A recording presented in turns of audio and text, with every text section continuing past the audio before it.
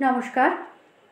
আজকে পাঠ করতে চলেছি চন্দন নাথের লেখা একটি ছোট গল্প, সামন্তবাবুর সুর সাধনা। সঙ্গে থাকুন। মুকুন্দপুর গ্রামের একেবারে শেষ সীমায়, যেখানে রাস্তাটা একটা শিমুল গাছের পাশ দিয়ে বেঁকে হরিহরপুরের দিকে চলে গেছে, ওখানেই নিরাপদ সামন্তর বাড়ি। গ্রামের যে কোনো লোকই তাকে চেনে। অচেনা লোক গ্রামে এসে তার বাড়ির খোঁজ করলে হাতটা যতটা সম্ভব লম্বা করে তারা শিমুল গাছটা দেখিয়ে বলে, ওই দিকে। নিরাপদবাবু সজ্জন মানুষ, ছেলেপুলে নেই। গিন্নি ইহলোক ত্যাগ করার পর একা একা থাকেন। চাকরি করতেন, রিটায়ার করেছেন অনেক দিন। গ্রামের আর 5 জন চাকরি করা লোকের মতো তারও কিছু জমি জমা ছিল। বলাটা অবশ্য ঠিক নয়, এখনো আছে। তবে কিনা উনি জমি টমি নিয়ে মাথা ঘামান না। বর্গাদাররা যা দেয় তাতেই উনি সন্তুষ্ট। একলা মানুষ, নিকট আত্মীয় বলতে দূর সম্পর্কের এক ভাইপো। সে সচ্ছল মানুষ, শহরে থাকে। মাঝে মধ্যে অবশ্য কাকার খোঁজ নেয় সে। নিরাপদবাবু ফেলে ছড়িয়ে স্বাচ্ছন্দ্যেই থাকেন। দিলদরিয়া মানুষ তিনি, বন্ধু বান্ধবদের নিয়ে ফুর্তিতেই থাকেন।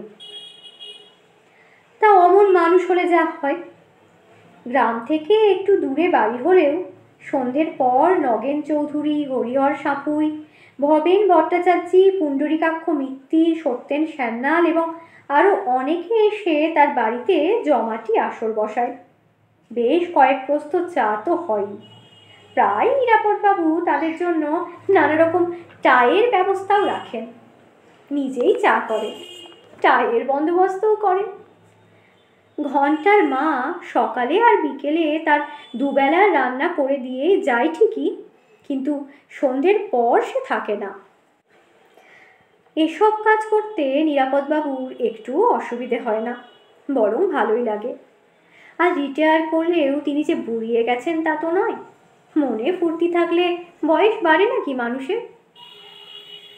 সব কিছু ঠিকঠাকই চলছিল। মুশকিলটা হয়েছে সপ্তাহ 2 ধরে। মাস 3 আগে নৈহাটি থেকে ফিরতে গিয়ে ট্রেনে হঠাৎ এক অন্ধ ভিখারির গানে মুগ্ধ হয়ে যান নিরাপদবাবু।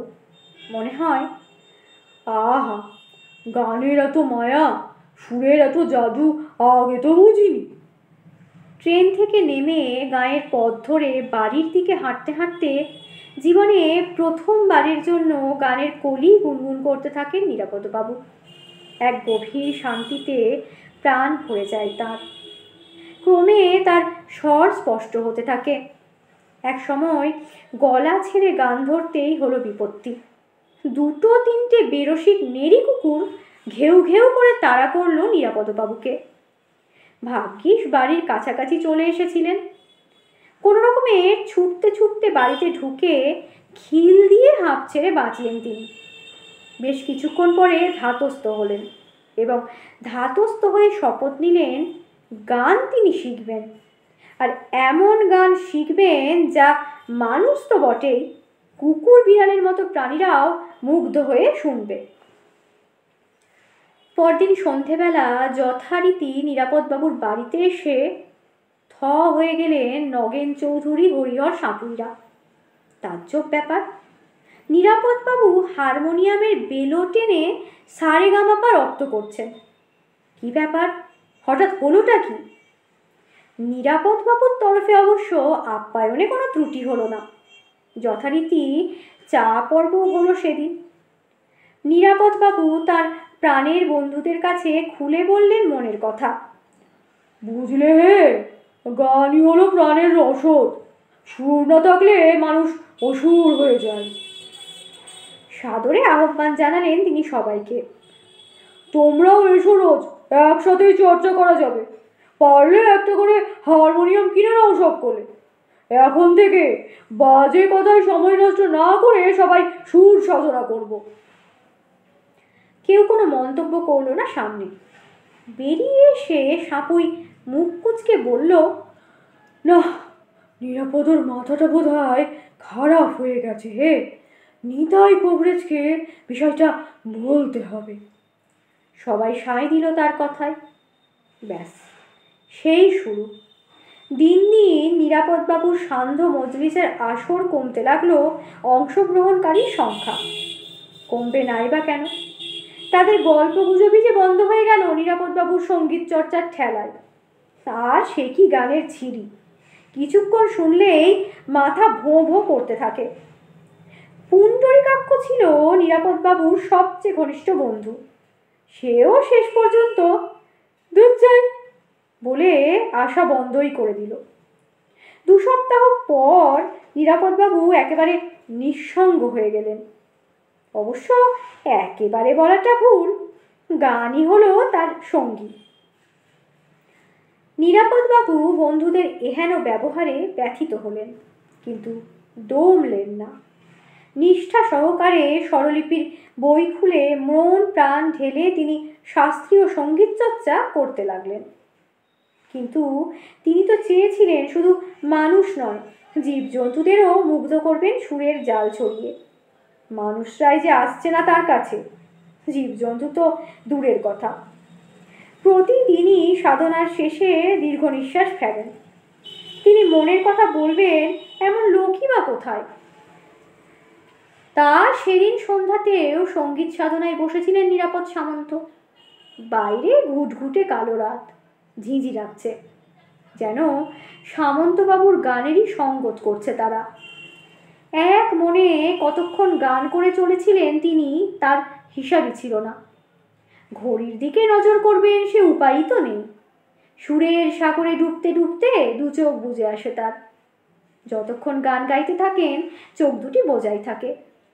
হঠাৎ খটাং করে একটা আওয়াজ হতে চোখ খুলে ফেললেন নিরাপদবাবু। ভীষণ বিরক্ত হয়েই খুললেন।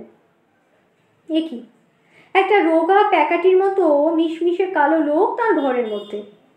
কাঁধে আবার তার একটা বস্তাও রয়েছে। কাঁচুমাচু করে লোকটা এদিক ওদিক চাইছে, যেন পালাতে চাইছে। নিরাপদবাবুর সুর কেটে গেছে। রীতিমতো বেসুরো গলায় হুঙ্কার ছাড়েন তিনি। এই, কে তুই? কি চাস? লোকটা ভীষণ গোবেচারের মতো মুখ করে, যেন কি উত্তর দেবে খুঁজে পায় না। লাজুক লাজুক মুখ করে বলে, আমার নাম নরহরি বাবু, আপনার গান শুনবো বলে ঘরে ঢুকে পড়েছি। মুহূর্তে সুর ঝরে পড়ে নিরাপদবাবুর গলায়। তার সপ্তক থেকে গলা নেমে আসে মন্দ্র সপ্তকে। বলিস কি রে, তুই গান শুনতে এসেছিস? সত্যি? এই বস বাবা, বস, আরাম করে বস, গান শোন। কি শুনবি বল, ধ্রুপদ না ধামাল? এতদিনে একজন শ্রোতা পাওয়ায় বিগলিত হয়ে পড়েন নিরাপদবাবু। মনের আনন্দে গান শুনিয়ে যান। লোকটা জুবু থুবু হয়ে বসে থাকে, জুলজুল করে চাইতে থাকে। কয়েকটা খেয়াল, 2-3টে রাগ শুনিয়ে থামেন নিরাপদবাবু। এই কদিন যে তিনি কত রাগ চর্চা করেছেন তার ইয়ত্তা নেই। খেয়াল হয় লোকটিকে আপ্যায়ন তো করা হয়নি। ইচ্ছে হয় খাওয়া দাওয়া করিয়ে নরহরিকে সারা রাত রেখে দিতে, একে একে সব রাগ সব গান শোনাতে। সুতরাং স্নেহজড়া গলায় বলেন নিরাপদবাবু, বাবা নরহরি, কিছু মনে করো না, আজ রাতটা বরং তুমি এখানেই থাকো, আমার কাছেই 4টি খেয়ে নাও, তোমাকে প্রাণ ভরে গান শোনাবো আমি। নরহরি বোধহয় একটু ধাতস্থ হয়েছে এতক্ষণে। মাথা চুলকে বলে, তার আর কি দরকার, তবে বাবু যখন বলছেন। নরহরি বন্ধ দরজার দিকে তাকায়। ভাবে সে যে জানলা দিয়ে ঢুকেছে এবং রান্নাঘরের বাসনপত্রগুলোর প্রায় সবই যে তার ঝোলায়, এটা বাবু বুঝে ফেলার আগেই সটকাতে হবে। বাবুর দেওয়া খাবারটা যে সে খেতে পারবে না, এটা ভেবে একটু দুঃখ যে হয় না তাও নয়। বসো নরহরি, বসো, 2 মিনিটের মধ্যে আমি সব জোগাড় যন্ত্র করে আনছি। বলতে বলতে রান্নাঘরের দিকে পা বাড়ান নিরাপদবাবু। রান্নাঘরে ঢুকে ঢাকনা খুলে ভাতের হাঁড়ি দেখেন, বাটিতে রাখা তরকারি দেখে নেন। মনে মনে খুশি হন। যথেষ্ট, দুজনের ভালোভাবে হয়ে যাবে। কিন্তু কিন্তু সমস্যাটা দেখা যায় এরপর। ভাত বাড়তে গিয়ে নিরাপদবাবু খুঁজে পান না একটা থালাও। থালা তো দূরের কথা, একটা চামচও চোখে পড়ে না তার। খুঁজতে থাকেন আতিপাতি করে, কোথায় যে রেখেছে ঘন্টার মা বাসনগুলো। বেশ মনে পড়ে ঠাকুরদার আমলের বড় বড় কাঁসার থালাগুলো বড় দুটো গামলার মধ্যে করে এ ঘরেই তো তাকে তোলা ছিল। আরও যেন কিসব ছিল সেগুলোর সাথে, সেসবই বা কোথায়? খুঁজতে খুঁজতে ঘেমে ওঠেন নিরাপদবাবু, রাগে নয় লজ্জায়। অতিথিকে বসিয়ে রেখে কি বিড়ম্বনা! ছি ছি, কি বলবেন এখন নরহরিকে? বেচারাকে বসিয়ে রেখে কি বলবেন তা মাথায় আসে না নিরাপদবাবু। তবু রান্নাঘর থেকে বৈঠকখানার ঘরে বেরিয়ে আসেন তিনি। এসেই অবাক হয়ে যান, এ কি, ঘরে যে কেউ নেই, কোথায় গেল নরহরি? দরজা হাট করে খোলা। নিরাপদবাবু দরজা দিয়ে বেরিয়ে ডাকতে থাকেন, নরহরি, এই নরহরি, কোথায় গেলে? বাইরে ঘুটঘুটে অন্ধকার। নিরাপদবাবুর গান থেমে গেলেও ঝিঁঝি পোকারা থামেনি। তাদের গান তখনও চলছে, আর সেই গানের তালে তালে পা ফেলে কাঁধে বাসনের বস্তা নিয়ে নরহরি তখন আধার ঠেলে দৌড়চ্ছে। এতক্ষণ শুনলেন চন্দন নাথের লেখা একটি ছোট গল্প, সামন্তবাবুর সুর সাধনা। গল্পটির পাঠ এখানেই শেষ হলো। ধন্যবাদ।